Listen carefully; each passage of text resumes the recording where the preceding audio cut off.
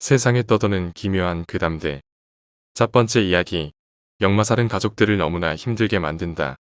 나의 친부 되시는 양반은 살아생전 채 3일을 한자리에 앉아있지 못하는 체질이었다. 예스럽게 말하자면 역마살이 끼었다고 해야겠지. 그리고 그런 이유로 어머니는 참으로 많은 고생을 해야 했다.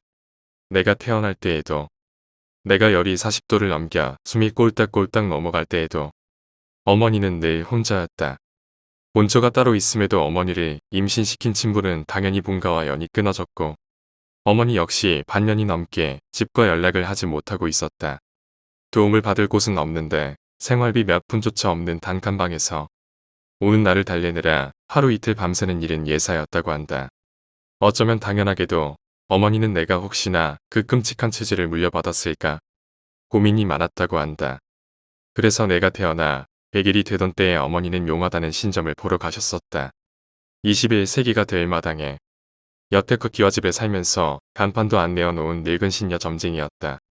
흰옷에 머리를 바짝 당겨 볼래라면 양순해 보였을 눈꼬리가 이마까지 올라와 있고 머리가 다 새어서 흰데 입술만 시뻘겋게 칠해선 도무지 사람 몰골 같지가 않아 어머니는 겁을 먹고 도로 돌아갈 뻔했다. 그런데 점쟁이가 혀를 끌끌 차더랜다. 조상대대로 지은 죄가 너무 많아 사람 팔아가며 배불린 대가가 오죽 커야지. 아주 까마득하게 윗대서부터 쌓인 원한이 핏줄에 도끼질을 하느라고 눈이 벌겋게 달았어. 원래는 그의 아비 때부터 대를 끊어먹으려고 이를 갈았는데 타고난 운이 좋은 건지 아니면 살아보려고 꾀를 쓴 건지 여태 살아있구만. 점쟁이가 말하길 애초에 10살도 못 넘겨 산길에서 굴러 떨어뜨리던 멋모르고 길에 나가 차에 치이던 애슬 팔자인데 친부가 타고난 길치라 살았다고 한다. 사람이 살면서 나아갈 길을 찾는 일을 본능적으로 하는데 내 친부는 길을 보는 눈이라고는 눈곱만큼도 없어서 귀신들이 만들어 놓은 죽을 길도 못 찾아서 여태 살아있다고. 이제는 부록을 넘겼으니 산사람 기운이 너무 강해져 귀신들도 어쩔 수 없어졌고 본토의 자식들 2명은 처가의 운 때문에 손이 닿질 않아서 그 다음 때인 나로 넘어온 거라 했다. 어머니는 시겁했다. 이름도 말을 안 했는데 어찌 아십니까 했더니 어머니가 신당 문지방을 넘고서부터 내 머리채를 잡은 귀신들이 집이 떠나가라 소리를 지르더란다. 방해하지 말라고. 이번에야말로 이 계잡놈의 핏줄을 끊어다 살지도 죽지도 못하게 만들겠다고. 그리곤 한마디를 덧붙였다. 예, 10살 생일 맞기도 전에 죽을 게야. 그럼 어찌해야 합니까? 부모 잘못 만난 죄가 아무리 커도 10살을 못 넘긴답니까? 어머니가 엎드려 울면서 빌자 점쟁이가 한참이나 말이 없었다. 해를 차면서 쌀도 뿌려보고 책도 좀 펼쳐보고 하더니 거의 30분이나 지나서 겨우 첫마디를 떼었다. 출생신고를 속여서 해. 태어난 날보다 반년은 늦게 잡아. 1살이 될 때까지는 내가 구정물 속에 들어갈 일이 있어도 애는 데리고 가. 손에서 떼어놓지 말고. 그리고 일단 너희 집으로 가자. 어머니를 앞세워 그 좁다란 반지하 단칸방에 찾아온 점쟁이는 단박에 내가 태어나 처음 자른 머리를 가져오라 했다. 어머니가 달달 떨면서 머리는 아직 안 잘랐어요. 한이 부엌 가위를 가져다가 내 윗머리를 거의 반쯤이나 잡아 성둥 자르더란다. 그리고는 거미줄만큼이나 얇은 어린 아기 머리카락 한 뭉치를 손재주도 좋게 슬슬 뭉쳐선 가져온 보찜에서 못을 하나 꺼내 거기에 끼웠다. 망치를 찾으려나 집에 공구통도 없는데 하면서 어머니가 망설이던 사이에 점쟁이가 대뜸 왼손으로 못을 집벽에 갖다 대더니 오른손 장조로 못을 힘껏 때렸다. 어머니가 소스라쳐 비명도 못 지르고 섰는데 놀랍게도 누런 벽지를 바른 시멘트 벽에 깊숙이 박힌 못. 그러고는 대뜸 얘 베네옷 가져와. 끼끼 마른 70대 노인이 하리라고는 전혀 짐작도 못할 일이라. 어머니는 정신없이 내 옷 위아래 한 벌을 가져오셨다. 왜 그러셔요? 하고 어머니가 물어도 한마디 말도 없이 가만히 서 있던 점쟁이는 이번엔 치마 저고리 밑에 손을 집어넣더니 칼을 꺼내더란다. 요즘의 식칼은 될 것도 아닌 무쇠로 만든 막칼이었다. 예전 시골 동네에서 닭을 잡을 때나 보던 물건이 시퍼렇게 날이 서 있었다. 이제는 놀랄 것도 없다 싶었던 어머니도 본인의 팔뚝보다도 긴 무쇠칼을 보자 오금이 덜덜 떨리셨다고 했다. 칼을 든 점쟁이는 내 옷을 방바닥에 펼쳐놓더니 갑자기 이놈, 이놈 하는 괴성을 내지르며 바지의 오른다리 부분을 마구 내리찍었다. 자기도 모르게 비명을 내지르며 주저앉은 어머니를 따라 어린 나도 울음이 터졌으나 점쟁이는 조금도 개의치 않고 이번엔 왼 다리를 푹 쑤시고는 그제 눈꼬리 힘을 풀며 땀을 쓱 닦았다. 어머니가 그 정신없는 와중에 보기에도 바짝 당겨 묶은 머리가 다 흐트러지고 잔머리가 군데군데 내려와 땀에 젖은 이마를 덮고 있었다고 한다. 이제 됐어. 엄한 길에서 객사하지는 않을게야. 효험이 있는지 없는지 당장 알 수도 없었지만 저만큼이나 용한 무당이 저리 힘을 써줬는데 어련할까 싶었던 어머니가 몇 번이나 고개를 숙여 인사를 했다. 그래도 조심해. 애 아빠한테 동티를 못 씌운 게 어지간히 억울했는지 평생 따라다닐 기세요. 해녀나 어디 먼데 간다고 하면 발모가지에 쇠사슬을 채워서라도 말려야 해. 숨을 헐떡이던 늙은 점쟁이가 간신히 몸을 추스르고는 어머니께 3번 4번을 다짐시켰다. 그리곤 이 없는 살림에 뭘 받느냐면 앵수한 대접을 달래어 마시고는 새벽같이 도로길을 나섰다는 것이다. 점쟁이가 죽으라고 찌른 내 옷은 다 해졌는데 바닥에는 이상할 만치 카타칼로 몇 번 긋기나 한 것처럼 별 흠이 없었다. 그 뒤로 1년간 어머니는 정말로 나를 딸고 사셨다. 화장실에 가건 도배 일을 나가건 포대기에 폭 싸서 등에 진물이 날 때까지. 그리곤 그로부터 딱 1년이 지났을 즈음부터 희한하게도 잔병치레 한 번 한 적이 없다고 한다. 아기 때 열나고 아픈 거야 다들 그렇다지만 나는 문틈새로 새벽 공기 한 번만 들어도 곧 죽을 것처럼 열이 나고 우는 일이 찾았는데 1년이 지나자 거짓말처럼 아무렇지 않게 걸음마를 떼고 감기조차 걸리는 일이 없었다. 다만 이상할 정도로 늦게 걸음마를 떼었던 탓일까? 무릎에 힘이 없는지 하루에도 서너 번씩 어딘가에 걸려 넘어지고 구르는 일이 많았다. 그 좁은 반지하 방에서도 넘어지고 해변아 일 나갈 때 데리고 나가면 도배하는 집 좁은 마당에서도 몇 번씩 넘어져서는 점심 먹을 때쯤엔 바지에 무릎팍이 해질 정도였단다. 그 탓인지 이만큼 나이를 먹고서도 내 무릎은 얼핏 보면 무슨 수술이나 한 것처럼 흉터투성이다. 차차 커가면서 그런 일은 적어졌지만 한 8살까진 집에서조차 넘어지곤 했었다. 그리고 작년 11월 즈음이었을 것이다. 친한 선배 한 명이 가게를 낼 일이 생겼는데 장사가 잘 될지 또 길 일이 언젠지 물어나 보자며 나를 데리곤 점집을 찾았었다. 지은 지는 오래되었어도 거미줄 하나 찾아볼 수 없이 깨끗한 양옥집이었는데 우연인지 이번에 간 집도 한복을 입은 점쟁이가 일을 보는 신점집이었다. 가게는 안 내는 게 나아요. 같이 일하는 사람 중에 죄 지은 놈이 있어선 일을 크게 그르칠 거예요. 40이나 되었을까 싶게 젊은 얼굴에 분칠을 해놔서 몇 살인지 도무지 짐작이 가지 않는 점쟁이는 존댓말로 조곤조곤 말을 이었다.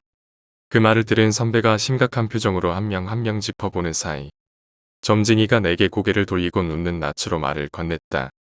그쪽 분은? 아니요, 저는 그냥 따라온 거예요. 사실 이런 걸 별로 믿지 않는 편이라 대번에 손사래를 치자 점쟁이는 눈을 동그랗게 뜨더니 아닐 텐데 살이 기셨는데 하고 혼잣말을 했다. 그리고 내게 자꾸 꼬치꼬치 물어 생년월일을 받아가지곤 한참 책장을 뒤지는 것이다. 아무리 손님이 아니라지만 대번에 저렇게 험한 말을 하나 싶어 좀 화가 난 내가 그때까지 점잖게 양반 다리를 하던 것을 풀고 옆으로 다리를 쭉 폈을 때였다. 책장에 고개를 거의 파묻을 듯이 숙이고 있던 점쟁이가 내 다리를 보고는 아 하고 빙그레 웃는 것이다. 아이고 발목이 다 돌아가셨네. 저래서야 살이 꼈어도 갈 도리가 없지. 전에 어머니에게 들은 바가 있어. 그 얘기가 제법 신통하게 들렸던 내가 사정을 설명하고 다시 몸을 앞으로 숙이며 물어보자 점쟁이가 또 빙그레 웃었다. 귀신이 손님 다리에 매달려서 제 맘대로 휘두르는 형국의 역마살까지 끼어선 아주 큰일 나겠구나 싶었어요. 그런데 이제 보니 양 발목이 아예 거꾸로 돌아가 있으시네요. 그래서야 귀신이 밀고 뻗대서 길을 나서도 도로집 문턱을 밟겠어요. 본인이 어디나 돌아다니질 못해서 화병 나는 것만 잘 참으면 아주 오래 사시겠어요.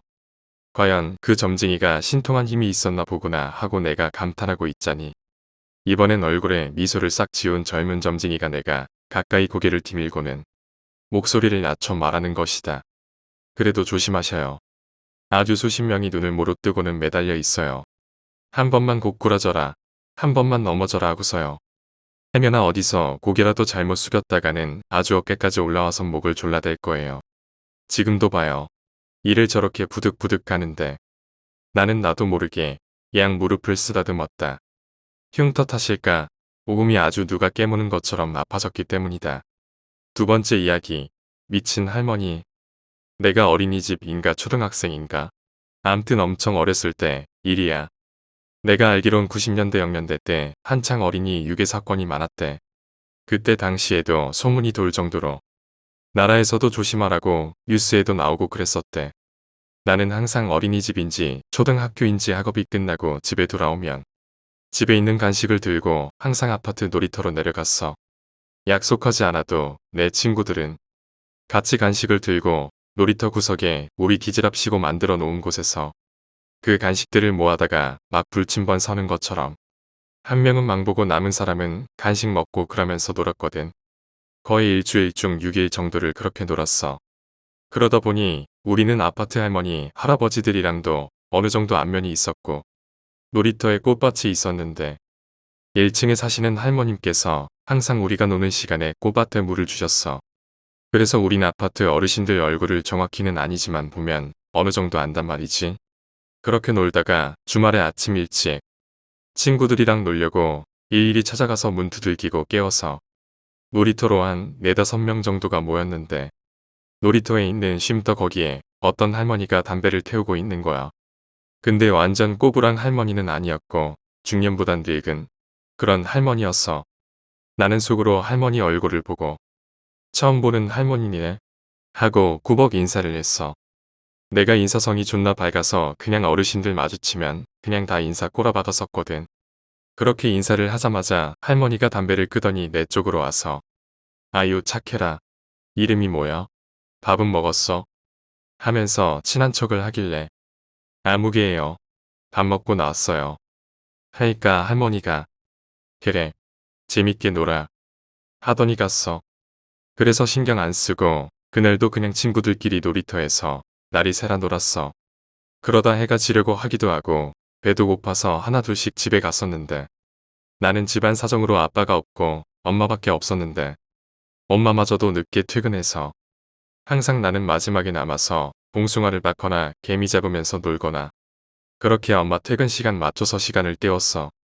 그렇게 혼자 놀다가 놀이터 철문 쪽을 봤는데 아까 그 할머니가 뒷짐지고 내가 혼자 노는 걸 지켜보고 있었어. 나는 그때 놀랐다기보단 그냥 다시 인사를 꾸벅했어. 왜냐면 어르신들이 나 노는 거 가끔씩 지켜보셨는데 그 할머니도 그런 사람인가 보구나 싶었나 봐. 그렇게 30분이 지났나? 그래도 안 가길래 나는 신경 안 쓰고 혼자 놀다 집에 갔어. 다 집에 갈 때까지 나를 지켜보는 것 같았어. 그렇게 며칠을 나 혼자 놀 때 계속 지켜보는 거야. 그 할머니가 한 4~5일 정도를 말이야. 나는 너무 어렵고 이 아파트로 이사 왔나 싶었어. 그러던 어느 날 갑자기 그 할머니가 안 보이기 시작했는데 나는 그마저도 신경 안 썼어. 그냥 친구들이랑 노는 거에만 집중했으니까. 그렇게 며칠을 안 보이다가 내가 놀이터에서 안 노는 날이었는데 그날이 우리 엄마가 쉬는 날이라 하루 종일 집에 있을 때였어. 그래서 집에 있다가 갑자기 사탕이 너무 먹고 싶은 거야. 그때 당시에 300원인가 500원인가 하는 사과 마시고 손가락에 끼워 먹는 엄청 큰 사탕 그거. 그래서 내가 엄마한테 돈 좀 달라 해서 500원을 받은 다음 100원으로는 과자 처먹고 나머지 돈으로 사탕을 사서 쪽쪽 빨아대며 집으로 돌아오는 길이었어. 그러다 신호등을 건너서 아파트 입구를 들어가려는데 저번에 그 할머니가 나를 보더니 자기를 도와달래. 보니까 할머니들이 끌고 다니는 작은 수레에 검은색 봉지가 담겨 있는데 무겁다고 나한테 저기까지만 들어달래. 그래서 예의 바르고 병신 같았던 나는 바로 내하고 할머니를 도와줬어. 그렇게 할머니가 말했던 곳까지 들어다 주고 나는 안녕히 가세요 하고 가려는데 할머니가 내 손을 덥석 잡았어. 그때 할머니 얼굴을 가까이서 제대로 봤는데 그 영화 아저씨의 번호판 알려달라는 그 할머니랑 닮았는데 아무튼 존나 무섭게 생겼었어. 난 할머니가 손을 잡자마자 겁에 질려서 울음이 나오려 했고 할머니는 괜찮다. 저기 가면 할머니 과자 있다. 무슨 과자 좋아해? 하면서 나를 존나 달래는 거야. 과자 안 먹을래요. 할머니 놔주세요. 엄마 기다려요. 하면서 나는 존나 엉엉 울었어. 근데 할머니는 계속 저 말을 반복했는데 소름 돋을 정도로 반복했어. 괜찮다 과자 있다 무슨 과자 좋아하노 하면서. 처음엔 내가 끌려가다가 안 되겠다 싶어 질질 끌려가지긴 했지만 힘주면서 버텼어. 근데 내가 그날 일을 선명히 기억하게 된 이유가 할머니가 내 팔목을 잡고 있던 그 악력 때문이야. 말했지만 존나 어렸어. 내가 버티자마자 할머니는 내 손목을 부러뜨릴 각오로 잡는 듯 했고 나는 너무 아파서 어업하면서 외마디 비명밖에 안 나왔어. 진짜 존나 아팠어. 그렇게 할머니는 나를 질질 끌고 가면서 앞에 있는 모르는 여자한테 아가, 여기 아기 먹을 것 좀 갖다 줘라. 응? 하면서 소리를 질렀어. 아마 일부러 소리를 크게 내서 사람들이 별일 아닌 것처럼 생각하게 하려고 머리를 쓴 것 같은데 그게 방법이 먹혔는지 사람들이 내 쪽을 안 보기 시작했어. 나는 머리도 하얘지고 너무 아프고 그렇다고 힘으로 이 할머니를 뿌리치고 갈 자신은 없는 거야. 그렇게 질질 끌려가던 도중에 내가 나도 모르게 진짜 본능적으로 살고자 싶어서 그랬던 것 같아. 할머니 팔을 있는 힘껏 물어뜯었어. 내 앞니가 다 부서질 정도로 물어뜯은 것 같아. 할머니가 하면서 내 팔을 놓았는데 나는 그 틈에 진짜 존나게 빠르게 뛰어서 도망갔어. 우리 집이 4층이었는데 엘베고 뭐고 냅다 존나 뛰었어 그냥. 그렇게 문 열고 부엌에 엄마가 보이는데 나는 입에서 피 철철 흘리며 엄마 안고 그대로 폭풍 오열했어. 엄마는 무슨 일이냐고 나를 꼭 안아줬는데 그대로 울다가 긴장이 풀렸는지 1시간 울다 그대로 엄마 품속에서 기절했어. 암튼 그러고 뭐 내가 납치당할 뻔한 거 엄마한테 말하니까 경찰에 신고하고 그렇게 끝났는데 잡혔는지는 모르겠다. 암튼 얘기는 이게 끝이야. 세 번째 이야기. 대가리. 겨는 익을수록 고개를 숙이고 사람은 약을수록 고개를 숙인다. 환경오염과 고령화의 극적인 만남은 그들로부터 오래된 책을 꺼내들게 했다. 그리고 피피한 냄새가 나는 그 낡은 책에서 그들은 고개를 숙이고 무언가를 끄집어냈다. 물론 그들은 알았다. 사람들은 그 단어만 들어도 절대 들어서는 안 될 말을 들은 것처럼 공포에서 헤어나오지 못한다는 것을. 그러나 그들은 또 알고 있었다. 그것의 위험성을 제대로 아는 사람은 드물다는 것을. 얼마 뒤 그들은 또 다른 낡은 책을 꺼내 들었다. 여러 노력 끝에 그들은 그 무언가를 완곡하여 말할 방법을 찾았다. 곤충도 멸종 위기인 세상에서 대체 식량 따위는 존재할 수가 없습니다. 그날은 내일의 전날이자 역사적인 날이었다. 이젠 식량 생산량을 줄이는 게 불가피합니다. 모든 사람은 이전보다 더 적게 먹을 필요가 있습니다. 더 적게 먹는다니 구체적으로 어떻게 말입니까? 물론 반론을 제시하는 이들도 있었다. 인류를 소형화시키는 겁니다. 인류를 10분의 1 크기로 줄이면 소비하는 식량은 1000분의 1이 됩니다. 획기적으로 식량 위기를 막는 방법이죠. 그게 가능합니까? 모든 과학기술을 동원하여 인류를 소형화시키는 겁니다. 또한 적자 생존을 통해 인위적으로 우월한 유전자만 남기게 되면 그건 우생, GMO라고 불러주십시오. 물론 부작용이야 합니다만 인류 멸망 직전에서 그걸 따지는 게 의미가 있을까요? 소비와 공급을 통한 부가 영원히 영원할 거라는 환상이 지금 우리를 이 자리에 서게 하였습니다. 당장 인류 개조를 시행해야 합니다. 그냥 넋놓고 과학을 부정하며 사는 건 아무런 의미가 없지 않겠어요? 그의 주장은 엄청난 반발에 부딪혔지만 수십 년이 지나자 젊은 층 사이에서 큰 호응을 얻게 되었다. 젊은 학자들은 그의 주장을 보완해 나갔고 인간을 개미 크기로 바꿀 여러 가지 방법을 찾아냈다. 또 수십 년이 지나자 심지어는 수명마저 개미처럼 짧게 만들 수 있었다. 하지만 문제가 생겼다. 기존 인류의 몸 크기를 줄이는 건 불가능합니다. 오직 새로 태어나는 아기의 몸만 줄일 수 있습니다. 즉, 인류는 새로운 인류와 공존해야 하는 셈이었다. 그러면 이렇게 합시다. 새로 태어나는 개미 크기의 인간들이 살 곳을 만드는 겁니다. 이들이 진정한 인류의 미래입니다.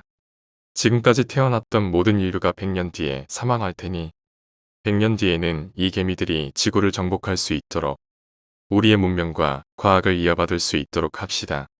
그렇게 뉴욕 크기의 분지에 커다란 개미 인간 도시가 만들어졌다. 탄소 배출 예술 금지법 때문에 일자리를 잃은 할리우드 예술가들은 건물을 짓고 도시 안을 알록달록하게 꾸미는 역할을 맡았다. 준비가 다 끝나자 정부는 개미인간을 도시에 풀어줬고 소량의 음식으로 이들을 키워나갔다. 한 3년 즈음 지났을 때였다. 개미인간 도시의 인구가 현 인류의 인구수를 초월했다고 합니다. 그들은 1000분의 1 크기인 뇌를 가지고 있음에도 불구하고 대리집을 통해 인간처럼 사고할 수 있습니다. 그들은 고대시대, 중세시대를 거치고 이제는 산업혁명을 막 시작하고 있습니다. 그들은 저희끼리만의 종교를 만들었는데 우리 정부는 곧 우리가 신이라는 사실을 밝힐 예정입니다. 그들은 하늘에서 신이 내려오는 줄 알겠죠. 사람들은 TV를 통해 생중계되는 개미인간 도시를 지켜보았다. 한 정치인이 고개를 숙이고 동형 천장으로 뒤덮인 개미인간 도시를 향해 스피커를 틀었다. 태초에 하나님이 천지를 창조하시니라. 하늘을 쳐다보며 고개를 갸우뚱거리는 개미인간들을 도시 내부에 설치된 카메라로 관찰하는 건 재미있는 일이었다. 개미인간들은 생전 주기가 짧아 10일을 살고 죽었다. 그러다 보니 한 세대도 3일 정도에 불과했고 개미인간을 개조하는 건 쉬운 일이었다. 개미인간 정부와의 12시간 남짓한 만남으로 자신들이 신이라는 사실을 입증하고 있던 정부는 한 가지 묘안을 생각해냈다. 이제부터 개미인간들은 누가 자신들의 창조주인지 서서히 깨닫게 될 겁니다. 그들은 우리가 자신들을 간섭할 권리가 있다는 걸 인정할 것이며 우리의 갑작스러운 개입을 수용해 줄 겁니다. 그건 사실이었다. 개미인간들은 자유의지가 없었던 거냐며 분노하기도 했지만 창조주인 인류를 믿겠다는 의지를 표출했다. 앞으로 개미인간을 개조해 나가는 건 어떻겠습니까? 말하자면 업데이트 같은 겁니다. 그날 이후 주마다 수십만 개의 아이디어가 정부에 쏟아졌다. 그건 인간뿐만 아니라 개미인간도 개조 아이디어를 정부에 제출할 수 있었기 때문이었다. 그들은 자신들에게 날개를 달아달라고 요구하기도 했고 혹은 강력한 근육을 달라고 했으며 어떤 개미인간들은 성기의 크기를 좀 더 키워달라고 요구하기도 했다. 당연한 얘기지만 인간은 개미인간들의 요구 따위엔 별 관심이 없었다. 인간이 원하는 건 오직 효율성뿐이었다.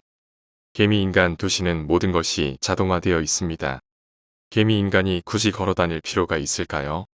개미인간 다리를 유전자 조작으로 제거합시다. 그 대신 바퀴가 달린 옷을 개발한 뒤 만들어주면 되는 거 아닙니까? 과학자들은 효율성을 높이기 위해 계속해서 개미인간을 업데이트했다. 인류의 장기적인 목표는 인류의 인구를 줄이고 개미인간 수를 늘리는 것이었다. 인류는 개미인간 연구 예산 확보를 명분으로 노인복지를 전면 폐지하면서 인구를 과감히 줄여나갔다. 그 누구도 예측하지 못했던 일이 일어난 건 한 정치인이 생각 없이 뱉은 말 때문이었다. 굳이 이들이 팔을 가질 필요가 있을까요? 커다란 머리 일정 몸을 갖춘 디자인으로 개미인간을 개조합시다. 기계 팔을 부착해주면 되는 일 아닙니까?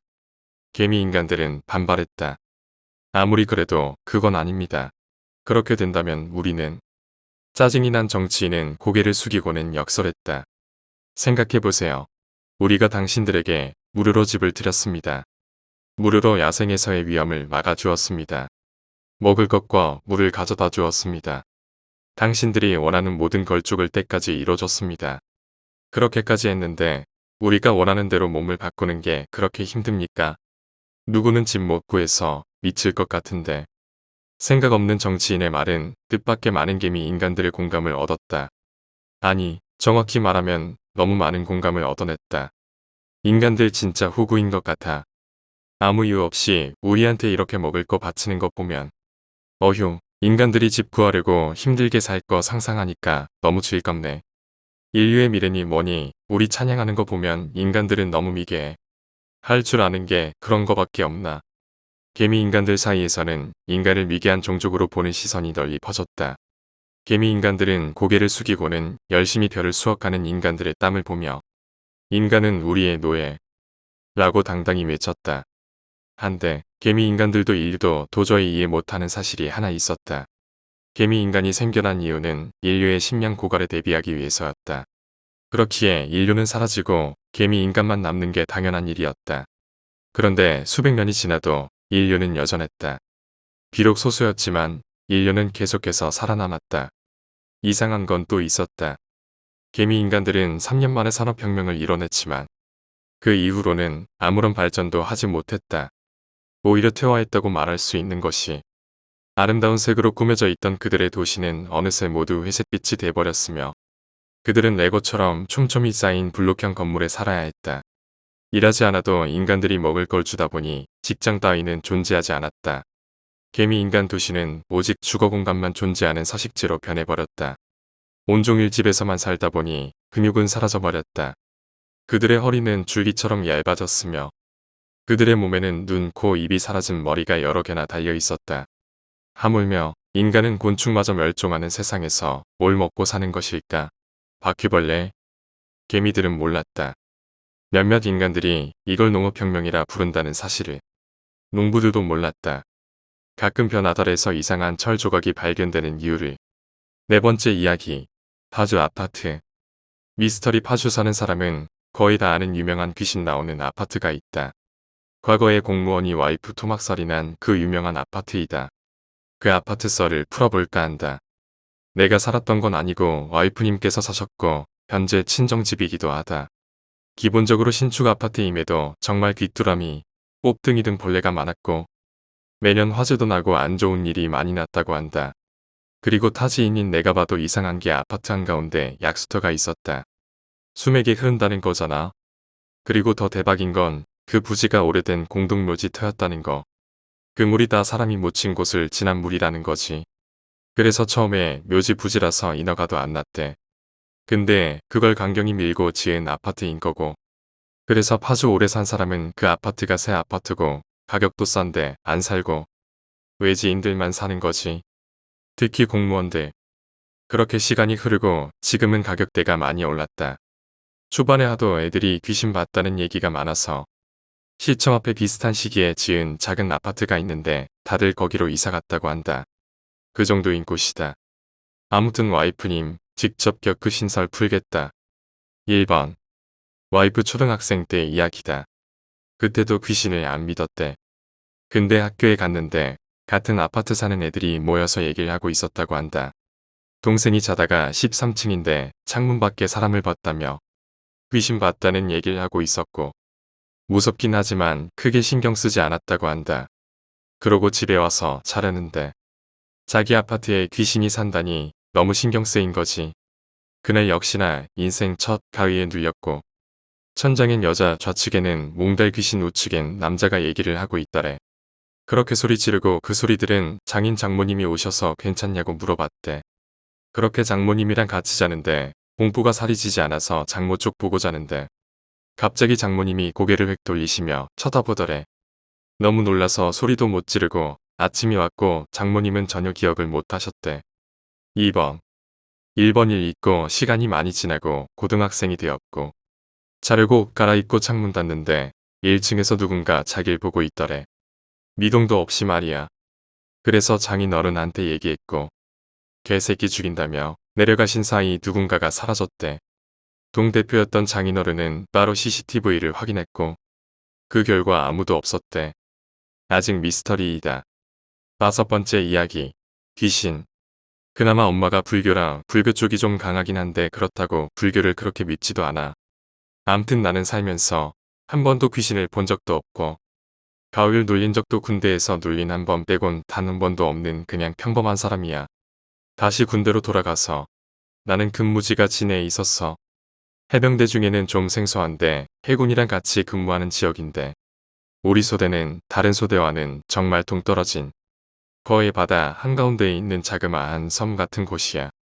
배 타고 들어가야 하는 게 아니라 군사도로랑 이어진 소대야. 아무튼 그래서 때는 내가 일병 됐었을 때인데 우리 소대 소대장이 1소대장 3소대장이 있었어.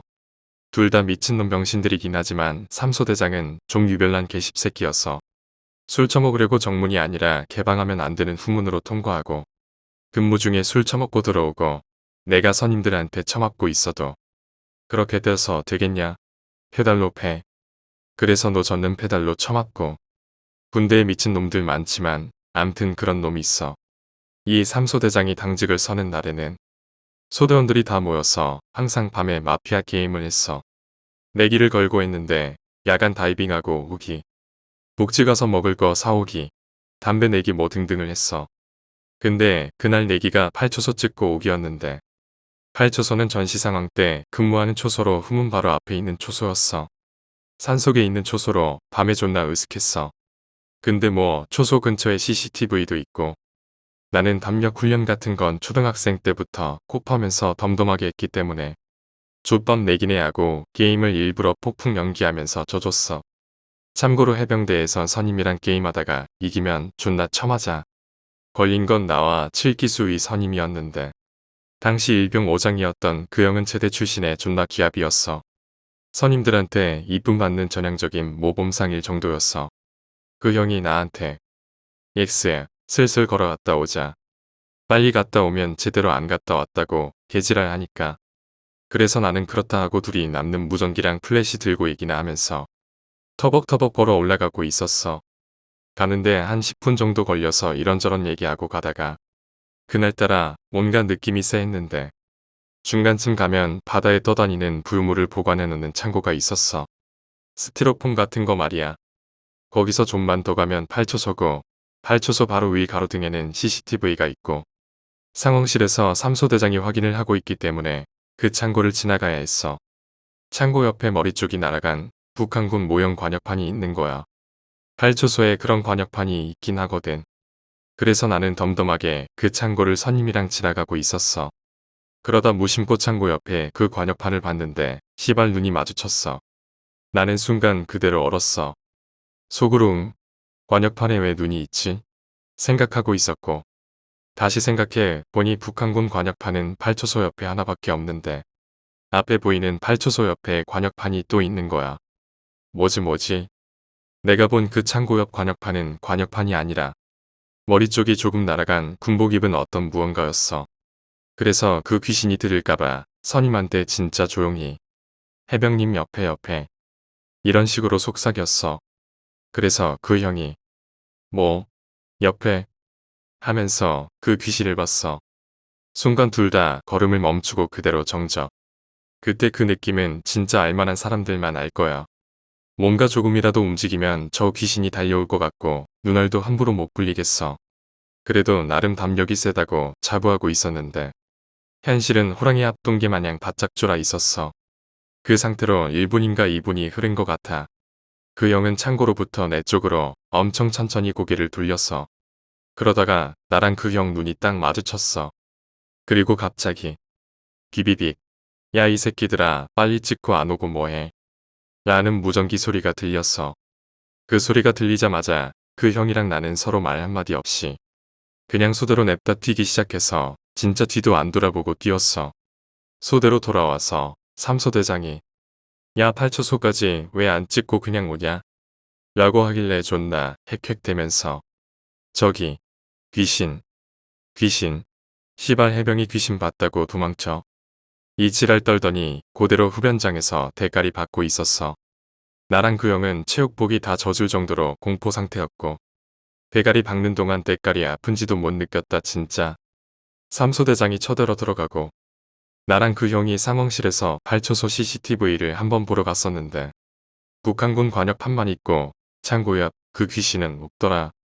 그 CCTV 돌려보기도 했는데 그냥 나랑 그 형이 허공보고 멈춰있고 시발 존나 무서웠다. 지금은 뭐 그 형이랑 연락하면서 야 근데 그때 그게 귀신이라 다행이다. 사람이었으면 우리 소대다 영창이다. 이러면서 얘기하는데 암튼 그땐 존나 무서웠어. 6번째 이야기 도깨비 불 1. 내가 5살 때 큰아버지 집에 아버지랑 놀러 가게 됐었고 거기엔 늦은 시간까지 친가 식구들 여럿이 술판 고스톱판을 벌리고 있었어. 그 집은 서울에 있었고 80년대 말 90년대 중순 유행했던 붉은 벽돌 연립주택 꼭대기층이었으며 위치 또한 언덕 위쪽에 있어 꽤나 괜찮은 야경이었던 걸로 기억해. 졸린데 집은 좁고 시끄럽고 해서 문을 열고 계단 쪽에서 야경을 감상하고 있었어. 벌써 30년도 더 된 일이라 완벽하게 기억할 순 없지만 할로겐 가로등들이 나보다 아래 있었고 그 위로는 구름도 달도 없는 아주 까만 하늘로 기억해. 그런데 지금부터는 30년이 지난 지금도 잊을 수 없는 완벽한 4K, 8K 이미지가 여태 내 머릿속에 남았는데 그 당시 내 머리만 한 구의 물체. 성인 기준으로 핸드볼 공 크기의 물체가 불이 붙은 채로 어디선가 나타나더니 완만한 곡선 비행을 하며 내 앞을 천천히 지나가고 있었어. 거리는 5에서 10m 정도였기 때문에 아주 또렷하고 완벽하게 기억해. 구른 횃불처럼 아주 밝고 맑고 오렌지빛을 띠었고 꼬리가 있었는데 이게 일반 자연의 불이면 붉은 빛은 불완전 연소로 연기가 나야 하고 연소하는 소리도 날 텐데 그런 게 전혀 없고 엄청 고요했어. 정말 아무 소리도 없었어. 너무 신기해서 아버지를 끌고 나왔고 저게 뭐냐고 불이 난다고 여쭤봤어. 응, 도깨비 불이네. 저건 도깨비 불이야. 라고 하시더니 대수롭지 않게 그냥 들어가셨고 난 그 불이 사라질 때까지 계속 지켜보고 있었어. 한 10초에서 15초 정도 지났나? 내 앞에서 천천히 노는 듯했던 불은 천천히 도시 쪽으로 가는가 싶더니 속도를 내면서 사라졌었어. 이건 정말 평생 잊을 수 없는 기이한 경험이야. 그날 본 도깨비 불이 첫 번째고 두 번째 도깨비 불은 고등학교 3학년 때였는데 우리 학교는 뒤에 산이 있고 앞에는 논이 있었어. 개발이 덜 된 상태라 해가 지고 나면 운동장에 막 너구리랑 고라니가 가끔 들어와서 뛰어놀고 하는 그런 외진 동네였지. 야자전 급식소에서 저녁을 먹고 후식으로 쭈쭈바를 하나 빨면서 하늘이 너무 예쁜 가을이라 누워 감상을 하고 있는데 산 쪽에서 뭐가 날아오고 있었어. 크기는 테니스 공만한 두 개의 구가 서로 꽈배기처럼 회전하면서 날아왔고 색은 파란색이랑 붉은색이었지. 역시 무음의 연기 없는 불빛이었어. 고도는 아파트 5층 높이 정도였어. 20년 전이라 그 당시에는 드론도 없고 의심해 볼 수 있는 건 폭죽 정도였는데 폭죽은 분명 소리가 날 테고 그냥 무음이었어. 그렇게 한 500에서 600m 정도 쭉 날아가더니 이내 없어지더라고. 뭐 도깨비 불은 과학적으로 증명됐다고 하는데 증명하는 실험 어렸을 때 본 기억이 잠깐 아주 순간 연소되고 말더라고. 근데 내가 본 것들은 배행을 했고 궤적이 일정하지 않았으며 회전까지 했기에 아직도 이게 뭔지 모르겠어. 그냥 모르니까 도깨비 불이라고 그냥 그렇게 생각하고 기억 속에 남아있는 것이지. 7번째 이야기, 기묘한 등산개. 띠로리 띠로리. 세상에서 나를 가장 짜증나게 하는 소리다. 세상에 나를 꺼내놓는 소리다. 도심지에서 벗어난 이곳이 싸고 깨끗한데 출퇴근 시간이 너무 걸린다. 전세 3천에 한 달에 25만원. 19년 된 5층 빌라 탑층에 당연히 엘리베이터도 없다. 5시 10분에 맞춰놓은 알람에 10분 간격으로 추가 알람을 2번이나 맞춰놓았다. 띠로리 띠로리. 이게 몇 번째 알람이었지? 귓가에 지잉거리는 소리에 머리가 무겁다. 5시 30분까지 반드시 일어나야 해. 라고 머릿속에 직장인이 외치고 있다. 5시 28분. 목을 이리저리 비틀어 보고는 반쯤 죽은 좀비처럼 비틀거리면서 화장실로 간다. 치약을 머리에 바르고 샴푸를 칫솔에 바른 것인지 치약 맛이 느껴지지 않지만 차가운 샤워기에 머리를 밀어 넣어서 냉각시켜주면 어느 정도 정신이 돌아오는 것 같다. 항상 머리를 다 감을 때쯤이면 뜨거워져 오는 물에 깜짝 놀란다. 손잡이를 중간으로 맞추면 이내 차가운 물이 콸콸 나온다. 어제 입었던 회색 긴 소매 티셔츠와 엊그제 입었던 진청인지 연청인지 모를 밴드 청바지를 주섬주섬 입는다. 정장도 아니고 캐주얼도 아닌 어중간한 오리털 재킷을 입을까? 진짜 같은 인조 퍼가 달린 파카를 입을까? 3주쯤 생각하다 3월에 파카는 아버지라며 재킷을 들고 문을 나서다. 회사 출입증과 휴대전화를 얼른 집어들고 다시 문을 나선다. 6시 11분. 터벅터벅. 15분쯤 횡한 골목길을 걸어 큰 길로 나오면 정류장이랄 것도 없이 전봇대에 표지가 붙은 마을 버스 정류장이 있다. 6시 29분. 30분 차가 갔나? 혹시나 하는 불안감에 사람 없는 정류장을 둘러본다. 얼룩덜룩한 진한 갈색 표범 무늬의 코트에 와인색 부츠를 신으신 아주머니가 오는 걸 보곤 왠지 모를 안도감이 느껴진다. 학생 버스 아직 안 왔어? 아, 걔. 학생 아닌데 살짝 당황하며 부정인지 긍정인지 모를 대답을 한다. 별로 속도를 내지도 않은 마을버스는 요란한 소리를 내며 멈추고 옆에 서 있던 아주머니는 나를 밀치듯 먼저 버스에 오른다. 7시 13분. 17개의 정류장을 뱅뱅 돌아서 지하철역에 도착한다. 어디서 나온지 모를 사람들이 까맣게 몰려들어 열차만 앞에 줄을 늘어섰다. 끼리리리리. 여기입니다. 비몽사몽에 앉을 기회는 없지만 문 옆에 기댈 곳만 있어도 절로 눈이 감긴다.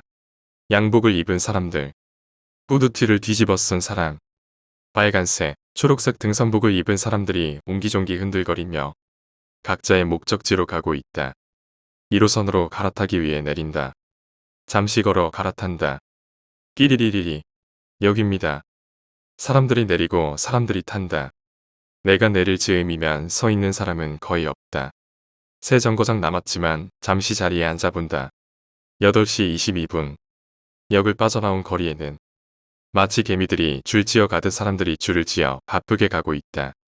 커다란 건물에 입주해 있는 직장을 나름 탄탄한 중소기업 이하라고 드내며 출입증을 게이트에 들이댄다. 삐빗. 진땀이 흐른다. 다시 한번 목에 걸린 출입증을 확인하고는 센서에 대본다. 삐빗. 빠른 걸음으로 엘리베이터에 올라탄다. 8시 44분. 드디어 직장에 도착했다. 출근 시간인 9시보다 무려 16분이나 일찍 도착했지만 마을버스가 30분 간격이니 어쩔 수 없으니 나는 정말 착실한 사람이야. 이제 9시간만 있으면 퇴근하겠네. 머릿속의 잡생각과 기계적으로 움직이는 나의 몸은 각자의 할 일을 하고 있다. 하나의 구멍에 볼트 하나. 매일 같은 업무는 생각보다 피로감이 적다. 이거 해라 저거 해라 안 시켜도 할 일에 말을 붙이고 챙겨주었다고 생색을 낸다. 매일 보는 사람들은 생각보다 피곤하다. 5시 55분. 주변이 조용한 게 동료들도 퇴근 준비를 마친 것 같다. 6시 정각. 게이트를 통과하고 다시 역으로 향한다. 끼리리. 역입니다. 직장인들, 학생들, 고시생들, 장사하는 사람들, 상객들. 아침의 모습을 그대로 보는 것 같다. TV를 잠깐 틀어놓고 햇반에 젓갈 통조림과 김치를 열어 바닥에 놓고 쩝쩝 소리를 내어 먹는다. 컴퓨터를 켜서 스트리머의 고기 자르는 솜씨에 감탄하고 굽는 모습에 한 번 더 감탄하면서 맥주캔을 땄다. 아이 4시 쪽에 애들 붙는 거 안 보여요? 뭐? 내가 더 오바지. 화면 속의 캐릭터를 조금 하다가 기지개를 한번 켠다. 12시 18분. 지금 자면 5시간 20분은 잘 수 있겠네. 띠로리 띠로리. 짜증나는 소리에 깨어 머리를 감으며 동시에 양치를 한다. 무얼 입을까란 생각을 하던 찰나에 볼 사람도 없음을 깨닫고 어제 입은 회색 티의 청바지와 점퍼를 입고 나선다. 어제보다 날이 조금 더 밝은 것 같다. 어제 본 아주머니는 벌써 가셨나 보다. 끼익. 마을버스를 타면 왠지 어지럽고 멀미가 나는 느낌이다. 끼리리. 여깁니다. 오늘은 학생들이 많네. 대학과 학원이 많은 곳에서 내리는 이들은 학생이 많다. 다들 무언가에 집중하느라 얼굴이 보이지 않았다. 운이 좋아서 자리에 앉는다. 등산복을 입은 저 여자는 매일 어느 산을 가는 걸까? 사람들 사이로 힘겹게 손잡이 봉을 잡고 있는 모습이 조금 동떨어져 보인다. 빨간색, 와인색인가? 메고 있는 가방도 검붉은 색이다. 사람들의 가르있지만 흔들거리며 손잡이를 잡고 항상 서서 가는 것 같다. 언제부터인지 모르지만 자주 있었던 것 같다. 등산을 매일 다니면 아마도 다리도 튼튼할 거야. 끼리리. 역입니다. 정신을 차리고 회사가 있는 역에서 내린다. 하마터면 엘리베이터를 놓칠 뻔했네. 집에도 엘리베이터 있으면 좋겠다. 8시 46분. 가끔 앞라인에서 볼트가 끼워지지 않은 제품이 흘러있다. 이런 것도 하나 제대로 못하는 거야. 6시 3분. 불이 나게 옷을 갈아입고 출입구로 나온다. 왠지 같은 돈 받고 일을 더한 것 같아 손해를 본 느낌을 마냥 뒤다 걷다 해본다. 끼리리. 여깁니다. 있다. 멀리 차량 연결 통로 쪽에 서 있는 등산객을 발견했다. 왠지 궁금함이 생겼다. 체격이 작은 긴 머리의 아저씨일 수도 있지 않을까. 약간은 부스스해 보이는 머리이다. 조금씩 다가가지만 부스스한 뒤통수와 가방을 맨 어깨만 보인다. 평범한 빨간색 가방에는 망사로 된 주머니가 있고 물병이 끼어 있다. 조금씩 자리를 찾는 척하며 역에 사람이 내릴 때마다 걸음을 옮긴다. 어느새 등산객은 다음 칸의 중간쯤에 서 있었다. 조금씩 이동한다. 끼리리. 역입니다. 벌써. 역을 지나치면 돌아오는데 최소 20분은 걸려서 허겁지겁 내렸다. 집으로 오는 내내 궁금증이 더해졌다. 지금 자면 5시간 20분은 잘 수 있겠네. 찌잉 머리가 울린다. 삐리리. 여깁니다. 왠지 열차 칸을 두리번거렸지만 빨간 가방은 보이지 않았다. 직장이 있는 역에 내리려는 찰나 끝편에 빨간색이 보였다. 사람들은 밀려 내렸지만 플랫폼에 서서 그대로 지나가는 열차를 바라보았다. 출입문의 창으로 빨간 코트에 등산복이 아니었다. 검붉은 가방을 맨 부스스한 긴 머리에 사람이 보였다. 열차가 빠져나간 철도를 바라보다 이내 인파 속으로 섞여들었다. 야, 뭐해? 볼트 안 끼었잖아. 미안. 삐빗. 오늘은 꼭 확인해야겠어. 마치 공터를 탐험하는 어린아이의 마음과 같았다. 열차에 오르자마자 빨간색을 찾아본다. 이 칸에서 저 칸으로. 살짝 등에 땀이 났다. 열차에는 가끔 이상한 사람이 탔다. 물건을 파는 사람, 종교를 믿으라 하는 사람, 구걸하는 사람, 노래를 부르는 사람, 이상한 몸짓을 하는 사람, 차 내부를 탕탕 치는 사람, 바닥에 누운 사람. 대부분은 야근하거나 회식을 마치고 귀가하는 늦은 시간에 나타났다. 조바심이 나기 시작한다. 조심했지만 조급한 마음에 조금씩 사람들과 부딪히거나 밀치게 되었다. 타인이 보기에 조금 이상해 보일 것 같다. 짰다. 삐리리. 여깁니다. 집에 가봐야 딱히 할 일도 없는데. 조금 차분해진 느낌이다. 천천히 깨걸음으로 나아갔다. 시작 던절의 보스를 공략하는 게이머가 된 것 같았다. 몇 정거장이 지난 것인지 모르겠다. 수상한 사람처럼 보이지 않으려 짐짓 다른 곳을 보기도 하고 딴청을 부리며 다가간다. 인파의 중심에 서 있는 빨간 옷의 사람과 나 사이에는 고작 한 명이 있었다. 150 정도 되는 작은 키에 작은 어깨, 그리고 머리도 작았다.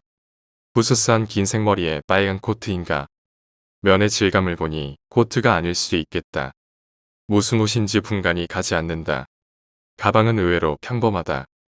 어디 브랜드인지 모를 영어 비슷한 글자가 있고 저우에 망사로 된 주머니, 한쪽에는 빈 물병이 들어있다. 물병은 넓은 입구에 검정 뚜껑이 있었는데 안에 물기는 전혀 없고 무슨 과자 부스러기 같은 게 조금 있었다. 마른 침이 삼켜졌다. 천천히 그 여자를 중심으로 오른쪽으로 발을 옮겼다. 차 안이 덜컹거리고 사람이 많아서인지 반쯤 돌아서는데도 시간이 제법 걸린 것 같다. 따라 도는 건가? 나는 여전히 가방을 쳐다보고 있다. 왠지 나의 존재를 상대방도 알고 있는 것 같다. 나는 다시 오른쪽으로 돌기 시작했다. 주변이 조용해졌다. 나는 여전히 조금씩 그 여자를 중심으로 움직였고 그 여자는 제자리에서 돌고 있는 것 같았다. 지잉하고 머릿속에서 아니 귀에서 소리가 들렸다. 눈을 뜰 수 없을 만큼 소리가 점점 크게 울렸다. 양손 집게 손가락으로 귓구멍을 3개 막았지만 여전히 소리는 들린다. 혼절할 것 같고 다리에 힘이 빠진다. 종점입니다. 승객 여러분께서는 텅 빈 객실의 문이 모두 열려 있고 사람이라고는 나 혼자 있었다. 건너 칸에 옷자락이 보였다. 열차 칸을 청소하는 분이었다. 어벙해진 기분이다. 열차에서 내려 멍하니 손을 쳐다보니 집게 손가락에 피가 약간 묻어 있다. 귓구멍이 손톱에 긁혀서 피가 난 것 같다. 이윽고 열차 문이 닫혔다. 홀린 듯이 그 자리에 서 있었다. 어두운 터널 속으로 열차가 빨려 들어간다. 부스스한 긴 머리에 붉은색이 보인다. 차창에 닿은 손바닥이 보인다. 등줄기와 겨드랑이가 흠뻑 젖어 있다. 택시 타면 1시간은 걸리겠지. 3시간은 잘 수 있을까?